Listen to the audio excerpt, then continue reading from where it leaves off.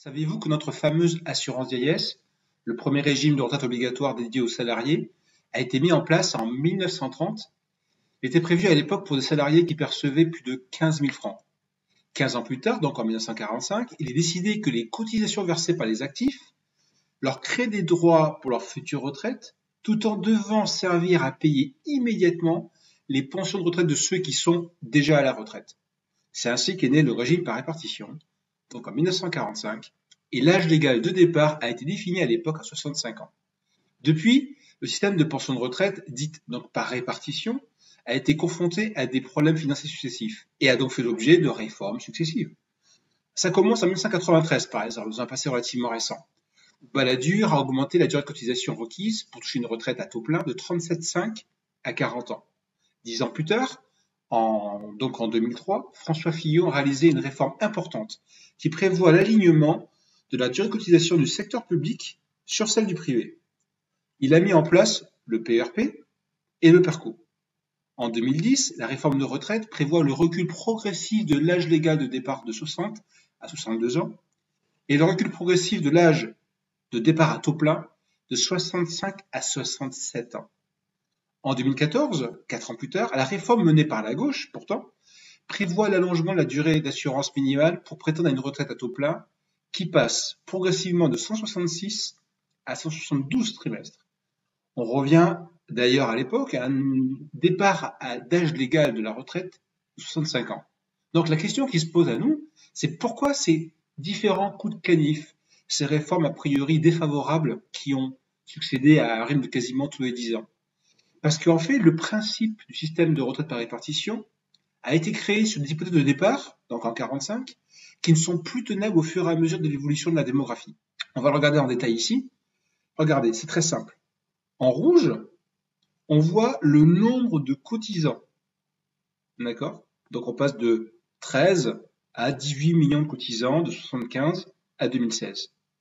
En bleu, on voit le nombre de retraités, de 4 millions à près de 14 millions en 2016. Donc le rapport démographique, le ratio entre le nombre de cotisants et le nombre de retraités passe de 3,5 à moins de 1,5.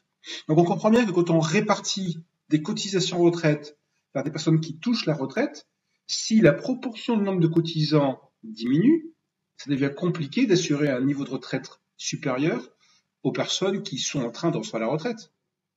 Et le problème fait face à une deuxième situation et évolution démographique que l'on voit très bien ici. En 1980-60, la durée de vie était de 70 ans pour le français en 60, est passée à 74 ans en 1980, donc 4 ans de plus. Et depuis, l'allongement d'espérance de vie est passé de 74 à quasiment 82 ans à l'instant où on parle. D'accord?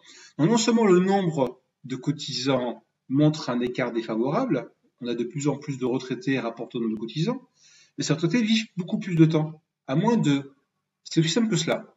À moins de déséquilibrer le poids sur les cotisants ou d'abaisser le versement des retraites, ou de prendre des hypothèses irréalistes d'immigration massive salariée ou d'une bis repetita de la canicule de 2003 qui avait causé des milliers de morts parmi les personnes âgées, on va éviter tout ça.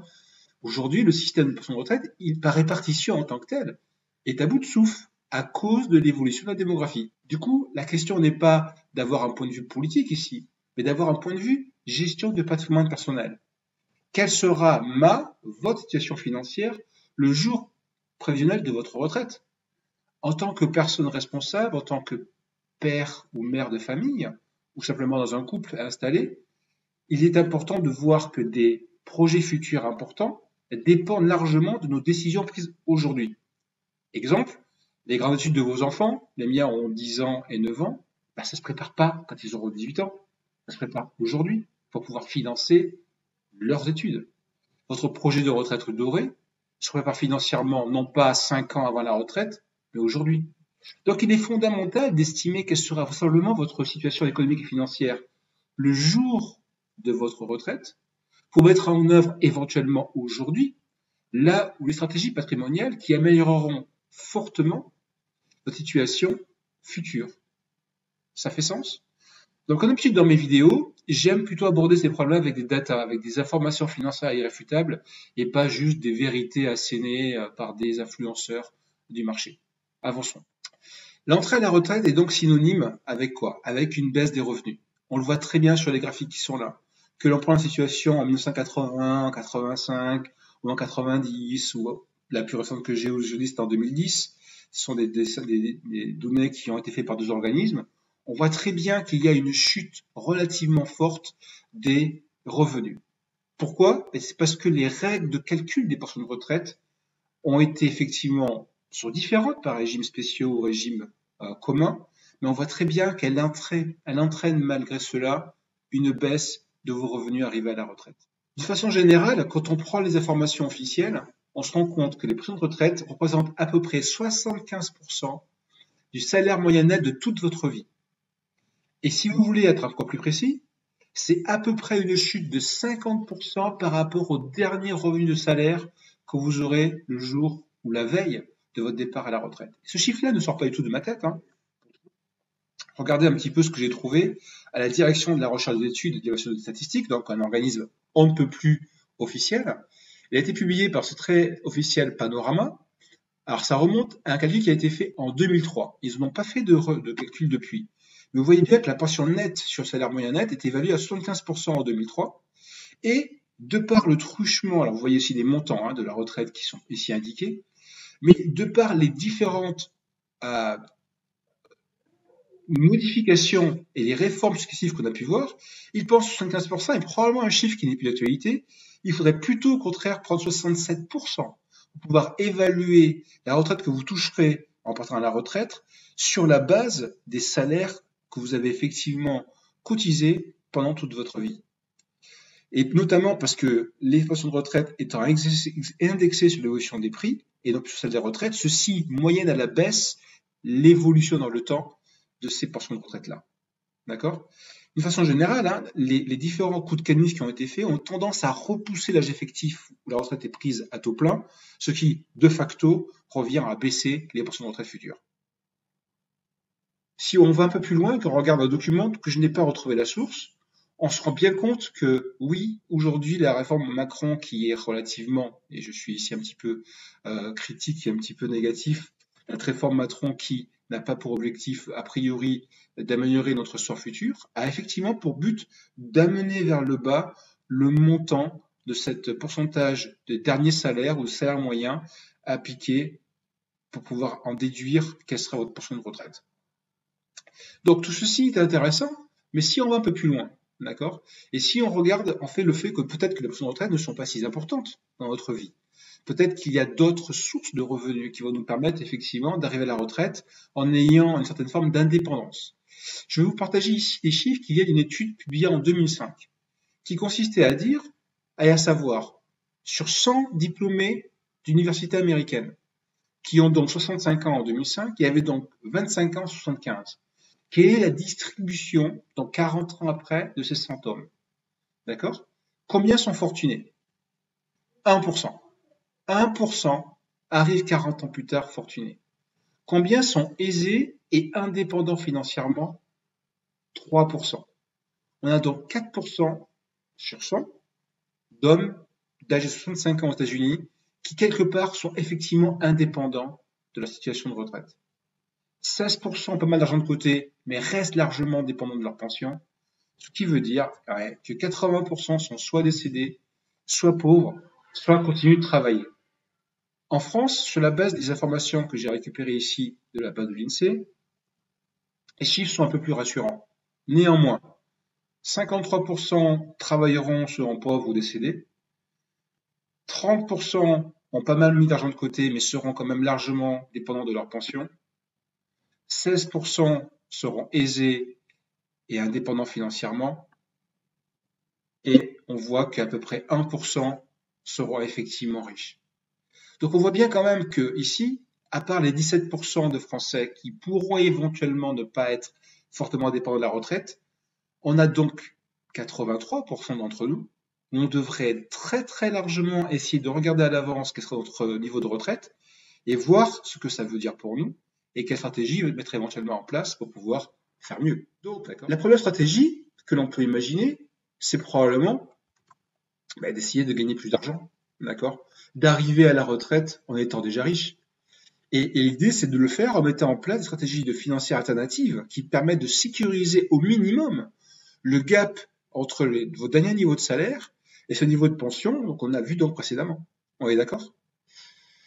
Et ça peut marcher, mais à condition que vous ayez des objectifs qui soient super clairs. Voyez par exemple en termes de revenus, 10% des personnes les plus riches qui sont en France gagnent plus de 45 000 euros.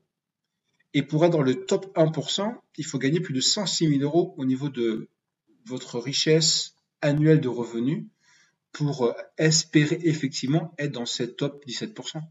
D'accord? Donc aujourd'hui, regardez où vous en êtes et regardez où vous avez besoin d'être pour pouvoir être dans les 17% d'un point de vue salarial ou d'un point de vue patrimonial. Il faut au minimum avoir plus de 1,5 million d'euros pour être dans les top 10% et un peu plus de 1,8 million d'euros pour être dans les top 1%.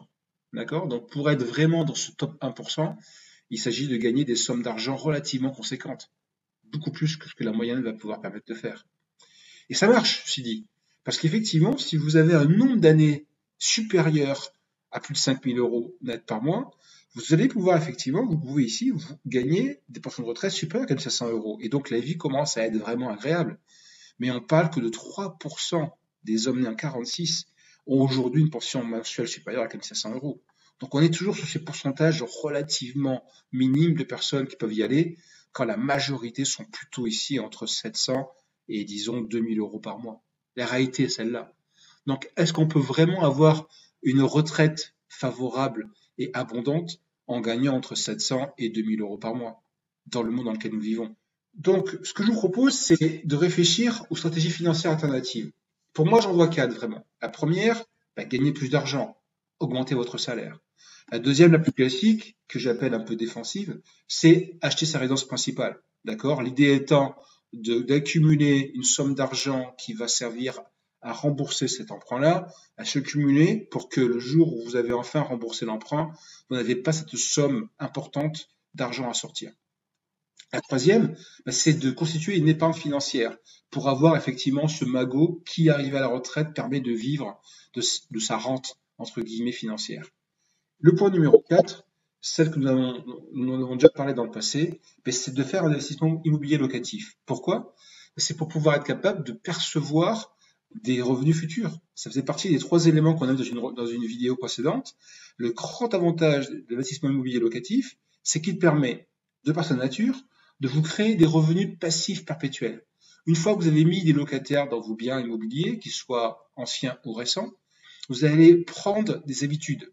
Vous allez avoir un choix de locataire qui sera le bon, de façon à ce que vous allez recevoir des sommes d'argent de façon perpétuelle, indépendamment de votre activité, qui elle sera plutôt, je dirais, passive, parce que vous serez à la retraite. Le deuxième point important, c'est l'effet de levier. En achetant 1, 2, 3, 4 appartements par l'effet de levier de l'argent venant des épargnants qui mettent leurs revenus dans les mains des banques, on peut effectivement accumuler une somme d'argent bien supérieure à ce qu'une seule résidence principale permet de faire. Et 4, on a vu dans le détail, mais référez-vous à la vidéo, qu'il y a 4 actes d'enrichissement dans l'investissement immobilier locatif qui sont supérieurs à n'importe quel autre véhicule d'enrichissement que je connais actuellement. Dans cette vidéo, je propose donc de pouvoir aller plus loin et d'illustrer dans un étude de cas que je vais vous montrer à l'instant, quelle est vraiment cette chute de vos revenus. D'accord? Et pour ça, je vais prendre une étude de cas d'un collègue avec qui je travaillais depuis quelques années. Je dirais, je me suis inspiré de sa vie pour pouvoir en connaître un petit peu quel sera son atterrissage pour lui. D'accord? Donc voilà, profil de Didier en 2019, donc il y a maintenant un peu moins de quelques jours à peine. C'est un homme donc de 48 ans qui a commencé sa carrière en 98, marié avec 5 enfants, donc il a des charges de famille assez importantes, on le verra. Actuellement, parce qu'il a beaucoup d'enfants, sa tranche marginale d'imposition est relativement basse. Ceci dit, il travaille dans le commerce, donc il a un salaire fixe qui est consistant, mais son salaire variable peut être quelque peu irrégulier. Et il est propriétaire d'une habitation principale à Orléans, maison de 130 mètres carrés, achetée à 2500 € le mètre carré en 2007. Donc à peu près 10 ans après avoir commencé sa carrière. Il a à l'époque acheté sur une durée longue de 25 ans, et il a acheté entièrement à crédit. Les frais scolarité sont donc importants, on l'a compris, car il tient à apporter une éducation privée de qualité à ses enfants, et après il a effectivement des charges qui seront liées à la durée et à la qualité des études que feront ses enfants. Il a une voiture familiale parmi les dépenses récurrentes qu'il a, et il a prévu sa retraite à 65 ans à peu près. Donc aujourd'hui, on voit que sa situation en 2019, ils ont à peu près 115 000 euros net de salaire annuel en tant que famille. On va prendre une hypothèse relativement agressive où, sur la base, vous voyez, j'ai repris ici les salaires depuis 98 jusqu'à ce jour. On va prendre une base assez agressive d'augmentation de salaire de 3% par an. Elle va être prise en 2036. Et on va prendre en compte que les charges, on va considérer que la croissance de la retraite, elle, par contre, va être relativement stable, de 0,5% par an après la retraite. D'accord? Donc, une fin de carrière plutôt bien réussie et une croissance de retraite qui va être relativement faible. On va voir comment j'ai calculé ici ce gap dont je vous parlais tout à l'heure entre la fin de son atterrissage ici et ce qui va arriver ici. D'accord? Au niveau des charges, mensualité, on l'a vu tout à l'heure, on a fait le calcul avec la calculatrice qu'on a dans la solution. On parle ici de 1 350 euros par mois, donc 16 200 par an, payé jusqu'en 2032, donc c'est 25 ans de prêt. Alors il est probable qu'il rembourse avant, mais l'idée c'est que actuellement il reste dans une situation relativement stable. Frais de scolarité qui vont aller jusqu'à 30 000 euros par an et vont s'arrêter au plus tard en 2024 par rapport à l'âge de naissance de ses enfants et une durée d'études allant jusqu'à 24 ans ou 25 ans. Et voilà pour ce qui est de la mensualité qu'il payait par mois. Donc c'est intéressant parce qu'on voit bien ici qu'arrive et qu'on peut voir les impacts de ces différentes charges qu'il va avoir dans la vie et l'impact de la maison plus l'impact après des études font qu'il a effectivement une partie de sa vie entre 2007 et 2032 où il y a une charge importante qui vient obérer sa capacité de pouvoir faire une épargne. Et du coup, son endettement, qui ici apparaît ici en pourcentage, monte jusqu'à peu près 45% maintenant, une situation qui est assez délicate maintenant, mais de par le départ de personnes qui partiront de son foyer familial, plus le fait qu'il va enfin finir de rembourser complètement son emprunt en 2032, on voit que la situation s'améliore, mais juste avant de partir à la retraite 2 ans plus tard. D'accord? Donc le choix de départ à la retraite n'est pas, entre guillemets, complètement anodin, parce qu'il s'agit de bien voir et de comprendre quelle sera votre situation au fur et à mesure. Pour faire ce graphique-là, et je vous inviterai à faire la même chose, indiquez vos revenus, comme je l'ai fait ici. On peut simuler ici, je peux vous envoyer le document Excel, alors l'information n'est pas précise exactement, mais j'ai calculé avec les différentes tranches d'imposition qui sont là, dont on sait que, même si on peut dire qu'elles seront peut-être pas stables, mais on sait que ça donne une idée assez précise quand même de l'imposition sur le revenu, donc on peut savoir son imposition. J'ai fait varier le taux d'imposition ici en fonction de la situation familiale, avec le nombre de parts qu'il a. J'ai indiqué ici sa résidence principale, donc qui va venir s'arrêter en 2032, et les frais de scolarité vont augmenter crescendo quand le nombre des enfants qui sont nés dans les années que vous pouvez voir ici vont devenir relativement majeurs, vont coûter beaucoup plus d'argent, puis quitteront le cocon familial. Une voiture qu'il a empruntée pendant à peu près une dizaine d'années, et puis après il a été capable de pouvoir financer lui-même tout ça. Donc ce qui est très intéressant, c'est qu'on peut voir ici non seulement les totales des charges récurrentes, mais ce qui est beaucoup plus intéressant, c'est le reste à vivre. Donc on voit que ce reste à vivre en 2019 est de 42 000 euros, c'est-à-dire à peu près 3 500 euros par mois, d'accord, pour payer tout ce qui est autre que frais de scolarité et frais d'hébergement. Donc ça laisse à peu près 3 500 euros pour payer les nourritures, les vacances, les impôts, la taxe foncière, ainsi de suite, d'accord. Donc c'est ce type de dépenses-là, hors impôt sur le revenu, hors emprunt de ressources principales, hors frais de scolarité et hors voiture. Et on voit effectivement que ce reste à vivre va augmenter dans le temps.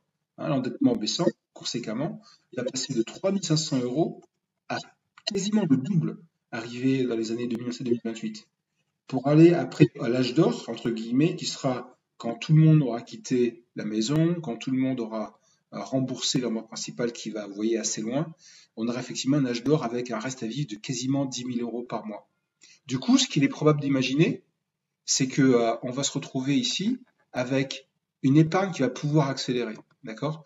Parce qu'effectivement, dès qu'on commence à gagner ici plus de 2 000 euros de plus que le montant, je dirais, du reste à vivre qui est là, on peut imaginer qu'un effort d'épargne sera fait. Ici, j'ai pris 50% de ce gain d'épargne. Mais attention, quand on parle du reste à vivre de 10 000 euros, rapporté ici à un reste à vivre de 2020, donc en clair, en soustrayant l'effet d'inflation, on parle ici de 8 596 euros. Et là, ça devient intéressant, c'est de comprendre qu'est-ce qui se passe à la retraite. On arrive ici avec donc une année, on a vu qu'il y avait 40 années assez intéressantes en termes de revenus, avec une forte augmentation dans les dernières années. En appliquant 75% ici de revenus pour évaluer la retraite, on tombe donc de 184 000 à 83 000 euros. Vous voyez que la chute est vraiment, vraiment significative. On parle de moins 55%. Et après, on va croître de 0,5% par an. Les impôts vont baisser fortement parce qu'on a effectivement une forte baisse des revenus. On n'a plus de charges. On a donc ici un reste à vivre ramené par mois à 5 200 euros. Vous me direz, c'est pas mal. En fait, ramené au niveau de vie actuel, on parle de 4 100 euros. En clair, le reste à vivre qu'il restera à la famille de Didier correspond à un bond en arrière d'environ 20 ans. On revient à un niveau de vie de 2019 qui est pourtant un niveau de vie qu'ils avaient en se serrant la ceinture parce qu'ils avaient des charges importantes de scolarité, ils payaient leur maison et ils payaient encore leur voiture. Donc vous voyez, la retraite telle qu'on va la vivre là correspond non pas à une sensation d'abondance forte par rapport aux dernières vies, on est bien au contraire en train de revenir de 20 ans en arrière en termes de qualité de vie ici. Et vous me direz, oui, mais attention, ici on a pu épargner une forme d'argent relativement forte. D'après mes calculs, on aura épargné à peu près 220 à 250 000 euros. Alors c'est pas mal, ça permet de payer pas mal de mois d'avance, de belles vacances. Mais enfin, il s'agit aussi de penser aussi à ce que vous allez passer à vos héritiers aussi. Donc même si vous pouvez taper dans votre épargne là, vous avez quand même une limite de ce que vous pouvez vraiment faire. D'accord? Donc je crois que l'exemple qui est pris ici est assez clair. Elle permet de vraiment se rendre compte que même en prenant une hypothèse d'accélération de revenus entre 2019 et 2036, on a quand même une chute très importante de ces revenus-là, et on a finalement peu d'années dans le profil de vie de Didier, dans lequel on a vraiment une abondance qui permet de mettre une épargne forte de côté, permettant de pouvoir ensuite, faire en sorte que la vie, le niveau de vie de la famille de Didier reste encore élevé.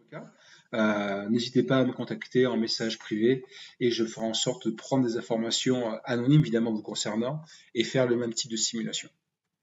Mais ce qui me semble, les enseignements de ce qu'on vient de voir me font penser d'abord au excellent film de Mathieu Kassovitz, La haine. Vous savez, c'est l'histoire d'un homme qui tombe d'un immeuble de 50 étages. Le mec, au fur et à mesure de sa chute, se répète sans cesse pour se rassurer. Jusqu'ici, tout va bien. Jusqu'ici, tout va bien. Jusqu'ici, tout va bien. Mais l'important, on l'a bien vu, c'est pas la chute, c'est l'atterrissage. C'est l'atterrissage du jour de votre retraite qui va être important. Parce que ici, l'idée, c'est pas de refuser de voir ce qui va vous arriver, parce que la dégringolade, il s'agit ici de ce mot-là, va être vraiment violente. Si vous faites l'autruche, ça c'est pas ceci qui va vous protéger de l'éventualité de votre situation, car vous n'avez probablement pas fait les calculs.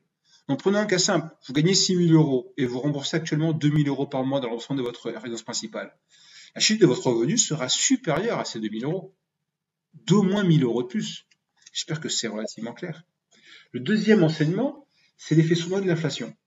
2 000 euros par mois de mensualité d'emprunt sur votre résidence principale et vous gagnez 6 000 euros de revenus nets, vous avez un reste à vivre de 4 000 euros pour votre alimentation, les habits, les frais des enfants, etc. Sur 20 ans, toutes ces dépenses de consommation du quotidien en valeur vont augmenter. 4 000 euros de dépenses en 2019, avec une inflation annuelle de 1%, auront une valeur de 4 574 euros en 2029 et de 4 927 euros en 2034. Quasiment 1 000 euros de plus. Donc au moment où vous allez toucher votre retraite, le montant de reste à vivre que vous avez, vous devez le retraiter de la valeur de l'inflation qui va venir en fait augmenter ces prix-là pour vous donner une idée réelle de la force de votre pouvoir d'achat du jour où vous serez à la retraite. Et le pouvoir d'achat sera bien moindre que ce que vous pouvez calculer. D'accord ? Enfin, vous allez essayer d'avoir des enfants. Attention, le coût de scolarité de vos enfants entre 17 et 24, 25, 26 ans sera tellement important qu'en fait, vos chances de pouvoir constituer une épargne à cette époque-là sera quasiment proche de zéro. Et malheureusement, ce sera au moment où vous aurez entre 35 et 50 ans. Ce qui est donc le moment idéal pour pouvoir créer une épargne qui aura une durée de vie, donc de croissance relativement forte. Elle sera annihilée par vos chères têtes blondes. Vous allez devoir payer les studios, les dépenses alimentaires, les frais de scolarité. Ensuite, la société de consommation va jouer négativement contre nous. En ayant un niveau de vie plus élevé, lors de vos 10 dernières années, vous allez effectivement prendre des habitudes. D'accord ? Quelque part, quand vous habitez à rouler dans une Clio, puis passer à une Mégane, puis une talisman, puis un espace, vous voyez revenir à une Clio quand vous serez à la retraite. Cette consommation est très puissante avec son marketing et elle vous donnera plutôt l'habitude de profiter de certains niveaux de vie et ce sera très dur de revenir en arrière. Donc en résumé, ce qui va se passer, c'est qu'on va avoir un double effet ciseau. La chute de vos revenus sera forte, plus forte que l'économie réalisée sur votre absence de remboursement pour votre résidence principale, et le coût de la vie, lui, aura augmenté, à cause notamment de l'inflation et d'habitudes de vie élevées. En clair, votre atterrissage à la retraite sera aux antipodes de votre perspective de vie abondante et de vie financière légère et oisive. À moins de tout vendre et de partir vivre dans un pays à faible coût de vie, vous ne serez malheureusement probablement pas riche ou millionnaire, ni à l'aise financièrement. Donc, regardons les stratégies qu'on avait évoluées tout à l'heure. Augmenter votre salaire, achat de résidence principale, épargne financière et l'investissement d'immobilier locatif. La stratégie de pouvoir gagner plus d'argent a une limite, c'est que quoi qu'il arrive, elle ne vous prémunit pas de ce gap fort entre les derniers revenus de salaire et ceux de la retraite. D'autant plus que l'entièreté de la retraite, on l'a vu calculer sur l'entièreté de vos revenus. La gestion de la résidence principale est une très bonne chose, mais c'est une stratégie, je dirais, relativement primaire, qui ne vous donne pas ce gain fort. Dans le cas de Didier, le jour de son départ à la retraite, aujourd'hui, l'épargne financière lui permettra d'accumuler de l'argent, mais pas nécessairement une forte somme. Reste la stratégie d'investissement immobilier locatif, qui consiste à dire que, d'accord, vu la somme d'argent que lui coûte sa mensualité, il n'a pas intérêt à se mettre en location parce qu'à 11 € le mètre carré pour 130 mètres carrés, ça va lui sortir 1430 € de la poche. Donc autant rester actuellement en tant que résidence principale. En revanche, en faisant 4 achats, ici de 4 appartements, studio de 25 mètres carrés, 2 fois, et studio de 30 mètres carrés. En prenant un loyer annuel ici de 500 € et de 550 € par mois, qui permettent de gagner à peu près 6,9 à 6,3% de rentabilité brute. Donc on ne parle pas sur des choses extraordinaires. En prenant une taxe foncière de 650 € et ça, les propriétés qui sont ici de 14 € par mètre carré et par mois, on a ici une estimation de quels seraient les emprunts, les mensualités qui paieraient tous les mois. On aurait un cash flow net annuel de moins 14 € pour les studios et de moins 574 € pour les studios de plus grande taille. C'est-à-dire ici, 1200 € d'effort annuel en 2020, rapporté au mois, on parle de 96 € par mois. Donc, même en ayant un taux maintenant de 44% qu'on a eu tout à l'heure, en faisant un effort d'investissement de 96 €, on met en branle ici des cash flows qui, une fois que l'argent sera, que les 20 ans d'emprunt seront remboursés, c'est ce que j'ai fait ici comme hypothèse, on aura un total de 21 140 € annuels de cash flow net d'emprunt. Alors, il y aura encore des impôts revenus à payer. C'est-à-dire, on a quand même 1800 € qui vont permettre à Didier de pouvoir effectivement gagner de l'argent automatique pendant la retraite. C'est-à-dire que, encore une fois ici, en prenant le rapport entre le loyer brut et le cash flow net de la première année, qui ici correspond à 1,19, en recalculant ce que ça veut dire dans le futur, on parle non pas de 1762 € de valeur d'aujourd'hui, mais arrivé à sa retraite, le loyer mensuel brut sera de 2236 € par rapport à 1762 € qui sont marqués ici, ce qui veut dire que le cash flow net avant impôt et après augmentation des loyers qui seront ici, on parle de 1800 à quasiment 2000 €. Donc, autre guillemets, pour revenir ici, en ajoutant ici 1800 € à 4100 €, vous voyez qu'on va arriver à un montant proche du niveau d'argent qu'il gagnait quand il était en 2029. Donc, entre guillemets, en résumé, en faisant un achat d'investissement immobilier locatif de 4 biens, 4 studios, en 2020, la situation de Didier, qui remontait de 20 ans en arrière, va pouvoir revenir à un niveau de moins de 10 ans en arrière. Donc, il va gagner 10 ans de confort de vie en faisant un achat d'investissement immobilier locatif.